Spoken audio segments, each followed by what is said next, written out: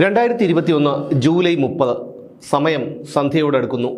ആ വാടക വീട്ടിലേക്ക് ഒരു ചെറുപ്പക്കാരൻ കയറി വന്നു. കോതമംഗലം നെല്ലിക്കുഴി ഇന്ദിരാഗാന്ധി ദന്തൽ കോളേജിലെ ഹൗസ് സർജൻസി വിദ്യാർത്ഥിനികളായിരുന്നു ആ വാടക വീട്ടിൽ താമസിച്ചിരുന്നത്. അയാൾ ഒരു പെൺകുട്ടിയെ അന്വേഷിച്ചായിരുന്നു എത്തിയത്. കണ്ണൂർ നാറാത്ത സ്വദേശിനിയായ PV മാനസയെ. അവളപ്പോൾ കൂട്ടുകാരികളുമായിരുന്നു ഭക്ഷണം കഴിക്കുകയായിരുന്നു. അപ്രതീക്ഷിതമായി ആ ചെറുപ്പക്കാരനെ കണ്ടപ്പോൾ പെൺകുട്ടികളെല്ലാം പരിഭ്രാന്തരായി. ആ പരിഭ്രമത്തിനിടയിലും മാനസ അയാളോട് ചോദിച്ചു, താൻ എന്തിനാണ് ഇങ്ങോട്ട് വന്നത്? ഇങ്ങനെ ചോദിച്ചുകൊണ്ട് അവൾ എഴുന്നേറ്റു.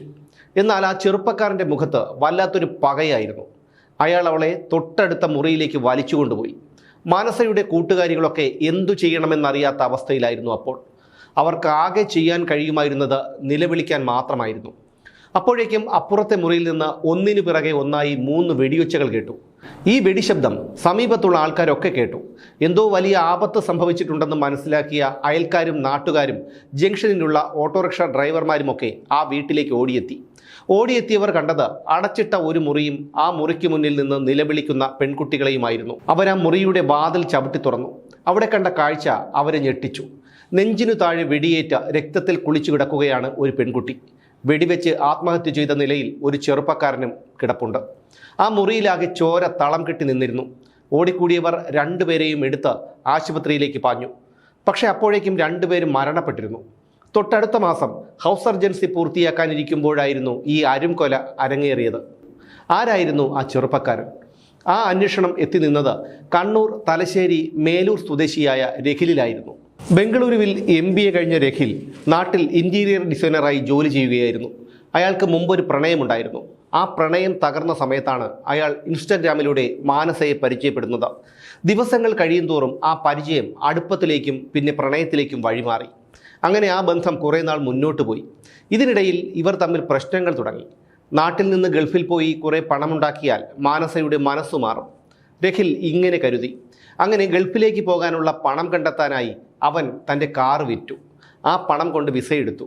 താൻ ഗൾഫിലേക്ക് പോകുകയാണെന്നും അതിനായി കാറ് വിറ്റ് വിസ എടുത്തു എന്നുമൊക്കെ രഖിൽ മാനസയെ അറിയിക്കുകയും ചെയ്തു. എന്നാൽ അവൾ തൻ്റെ പഴയ നിലപാടിൽ ഉറച്ചു നിന്നു. നിനക്ക് നിൻ്റെ വഴി, എനിക്ക് എൻ്റെ വഴി, മാനസ തീർത്തു പറഞ്ഞു. അതോടെ രഖിലിൻ്റെ മനസ്സിൽ പകയുടെ കാർമേഘങ്ങൾ ഉരുണ്ടുകൂടി. തനിക്ക് ഈ ബന്ധം തുടരാൻ താല്പര്യമില്ലെന്ന് മാനസ പറഞ്ഞിട്ടും വിടാൻ ഭാവമില്ലാതെ രഖിൽ അവളെ പിന്തുടർന്നുകൊണ്ടേയിരുന്നു. ഇത് വലിയൊരു ശല്യമായി മാനസയ്ക്ക് തോന്നി. അതോടെ അവൾ ഇക്കാര്യം തൻ്റെ അച്ഛനമ്മമാരോട് പറഞ്ഞു. അങ്ങനെ അവരൊരു തീരുമാനത്തിലെത്തി. ഇതങ്ങനെ വിട്ടാൽ പറ്റില്ല, പോലീസിൽ പരാതിപ്പെടണം. അങ്ങനെ അവർ പോലീസിൽ പരാതി നൽകി. പോലീസ് 2 കൂട്ടരെയും വിളിപ്പിച്ചു. രഖിലിൻ്റെ അച്ഛനമ്മമാരെയും വിളിപ്പിച്ചു. അങ്ങനെ പോലീസ് സ്റ്റേഷനിൽ വെച്ച് നടത്തിയ ചർച്ചയിൽ ഇനി മാനസയെ ശല്യപ്പെടുത്തില്ലെന്നും ബന്ധത്തിൽ നിന്ന് പിന്മാറാമെന്നും രഖിൽ ഉറപ്പു പറഞ്ഞു. അങ്ങനെ അതവിടെ അവസാനിച്ചു. പക്ഷേ പ്രശ്നങ്ങൾ അവിടെ തുടങ്ങുന്നതേ ഉണ്ടായിരുന്നുള്ളൂ. മാനസയോടുള്ള പക രഖിലിന് അടക്കാൻ കഴിഞ്ഞില്ല. അവളോട് പകരം വീട്ടണമെന്നു തന്നെ അവൻ ഉറപ്പിച്ചു. കുറേ ദിവസങ്ങൾ മാനസ അറിയാതെ അവൻ അവളെ പിന്തുടർന്നു. ഒടുവിൽ അവളുടെ കോളേജിനടുത്ത് അവനൊരു വാടക മുറിയെടുത്തു. ആ മുറിയിൽ നിന്ന് നോക്കിയാൽ മാനസ കോളേജിലേക്ക് പോകുന്നതും തിരിച്ചു വരുന്നതും കാണാൻ കഴിയുമായിരുന്നു. മാനസയുടെ നീക്കങ്ങളൊക്കെ തുടർച്ചയായി ദിവസങ്ങളോളം നിരീക്ഷിച്ചതിനു ശേഷമാണ് അവളെ കൊലപ്പെടുത്താനുള്ള പദ്ധതി രഖിൽ തയ്യാറാക്കിയത്. സംഭവ ദിവസം മാനസ വീട്ടിലുണ്ടെന്ന് ഉറപ്പിച്ചതിനു ശേഷം അവൻ അവിടേക്ക് അതിക്രമിച്ചു കയറി അവളെ വെടിവെച്ച് കൊലപ്പെടുത്തുകയായിരുന്നു. മാനസയെ വെടിവെച്ച് കൊലപ്പെടുത്തി സ്വയം ജീവനൊടുക്കാനായിരുന്നു രാഖിലിൻ്റെ തീരുമാനം. സംഭവം നടക്കുന്നതിന് ഒരാഴ്ച മുൻപ് രാഖിൽ സഹോദരൻ രാഹുലിന് ഒരു മെസ്സേജ് അയച്ചിരുന്നു. വീട്ടിലെ കാര്യങ്ങളെല്ലാം നീ നന്നായി നോക്കണമെന്നായിരുന്നു ആ മെസ്സേജ്. പക്ഷേ കാര്യങ്ങൾ ഇങ്ങനെയൊക്കെ ആയിത്തീരുമെന്ന് രാഹുൽ കരുതിയിരുന്നില്ല. രാഖിലിനെ പിന്നീട് രാഹുൽ കാണുന്നത് കോതമംഗലം മാർ ബസേലിയസ് ആശുപത്രിയിലെ മോർച്ചറിയിൽ വെച്ചാണ്. കൊലപ്പെടുത്താനുള്ള തോക്ക് വാങ്ങാനായി രാഖിൽ ഗൂഗിളിൽ തിരഞ്ഞു. അങ്ങനെയാണ് ബീഹാറിൽ എത്തിപ്പെടുന്നത്. തോക്ക് വാങ്ങാനായി ബീഹാറിലേക്ക് പോകുമ്പോൾ അവൻ തൻ്റെ സുഹൃത്തായ ആദിത്യൻ പ്രദീപിനെയും കൂടെ കൂട്ടി. തോക്ക് വാങ്ങാനാണ് പോകുന്നത് എന്നുള്ള കാര്യം രാഖിൽ തന്നോട് പറഞ്ഞിരുന്നില്ല എന്നായിരുന്നു ആദിത്യൻ്റെ മൊഴി. അങ്ങനെ ബീഹാറിലെത്തി 35,000 രൂപ കൊടുത്ത് ഒരു തോക്ക് വാങ്ങി.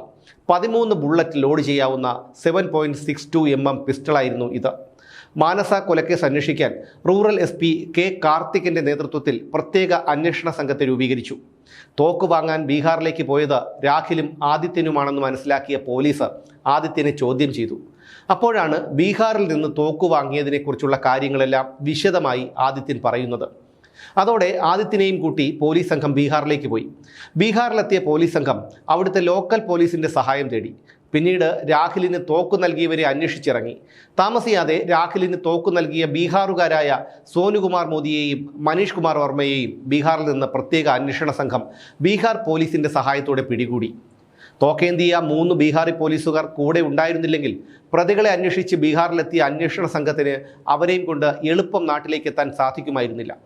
ആൾതാമസം കുറഞ്ഞ വനപ്രദേശമായ പർസന്തോ എന്ന കുഗ്രാമത്തിൽ നിന്ന് സോനുകുമാറിനെ കസ്റ്റഡിയിലെടുത്ത് മടങ്ങി വരുമ്പോൾ അയാളുടെ കൂട്ടാളികൾ 4 ബൈക്കുകളിലായെത്തി പോലീസ് ഉദ്യോഗസ്ഥരെ തടഞ്ഞു. ഓരോ ബൈക്കിലും ആയുധങ്ങൾ എന്തിയ 3 പേർ വീതമുണ്ടായിരുന്നു.